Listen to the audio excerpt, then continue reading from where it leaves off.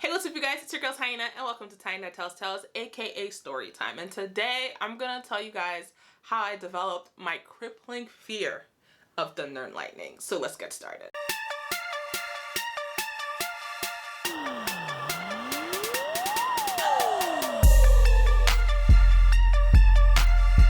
Okay, so I know the difference between a rational and an irrational fear because I have an irrational fear. I have an irrational fear of bridges. I don't like them. I don't like driving on them. I don't like driving under them.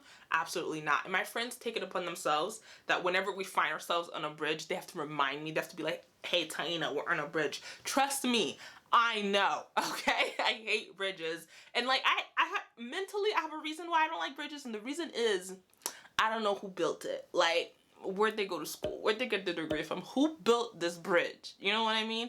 But with that kind of mentality, I should be afraid of all structures. Like, I live in this house. I don't know who built it. I should be terrified. But no, for some reason, it's just bridges. I didn't have a terrible experience with bridges. Honestly, can't even tell you when this fear started, but I don't like them. I almost canceled on a friend's birthday because to get to Virginia, you had to cross a bridge, and I forgot about that, and I was surprising her. So as I see the bridge, I'm like, if I turn around now, she won't even know because she didn't even know I was coming. But I made it across, but the whole time I'm over here driving like this because I hate bridges. And I realized that it doesn't make sense because my rationale doesn't apply to anything else. So I accept that as an irrational fear of mine. I'm okay with that. My fear of thunder and lightning, however, is a whole different story. There is foundation for this crippling fear that I have. Okay, so let's just start from the beginning, right? So it was a few years ago, right? I was still in high school. I think it was a Saturday. I'm not sure, but I decided to go over to my friend Deborah's house. She lives like a 30-minute walk, and I was like, I bet, let me get some exercise. Let's go to her house and hang out. So I go to her house, I'm hanging out at her house. As I'm at her house, I learned that there's going to be a storm. And I'm like, okay, let me go home so that the storm does not catch me outside, okay? So I start walking home. Halfway home, I feel a little drizzle. Long enough for me to think to myself, oh, it's just a little drizzle. Only for it to then just start pouring rain. And I mean like raining cats and dogs. I was drenched within like 30 seconds. What was the drizzle for? That was just mean, okay? The drizzle was unnecessary. That was just mean, making me think I could make it. But nope, just at this point, I'm drenched. And I'm like, darn it. So I start to lightly jog, you know, just trying to get home faster. And I remember exactly what I was wearing that day. I was wearing a gray dress and these white sandals, right? Sandals are important.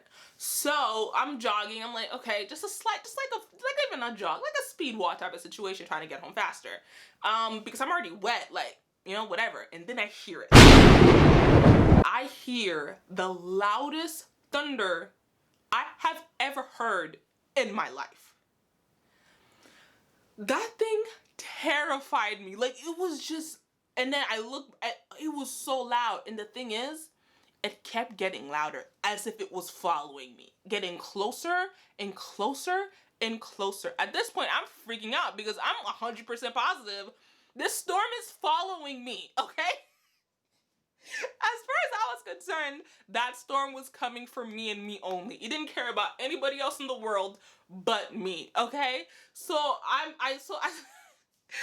start running, right? Because at this point, I need to get home. So I'm running now. No more light jog, no more speed walking. I'm booking it, okay? And as I'm booking it, I turn around. You know how in movies sometimes when someone's like being chased, they turn around to look at who's chasing them. I'm always like, why would you even do that? Like, this is gonna slow you down. But here I was, turning around to look at thunder. So I turn around and I see like the first lightning strike. I'm like, oh, hells to the no, not today, Satan, you thought it was. Because absolutely not.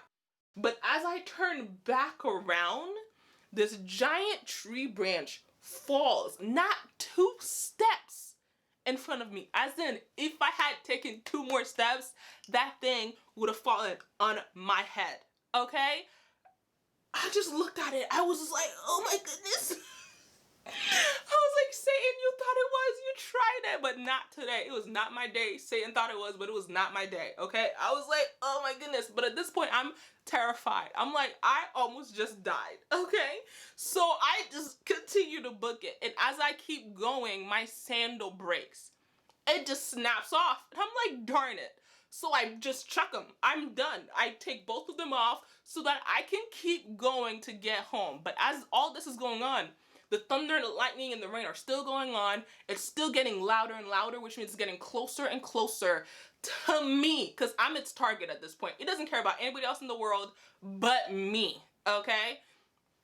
So I'm running, I'm booking it. And then as I'm running, this like truck pulls up with like these, I think it was like 3 men. It was like these 3 Hispanic men, and they pull up, right? They pull up next to me and they're like, do you need a ride? Okay, hold up, back up. Yes, I'm barefoot. Yes, I'm running for my life. Yes, I'm in a storm, and yes, I am drenched. But you think I'm desperate enough to get in a truck with 3 men I've literally never met before a day in my life? The answer is yes, because that's exactly what I did. I was like, oh my goodness, yes. As far as I was concerned, those men were sent to me from Jesus, okay? I got in that car so quick.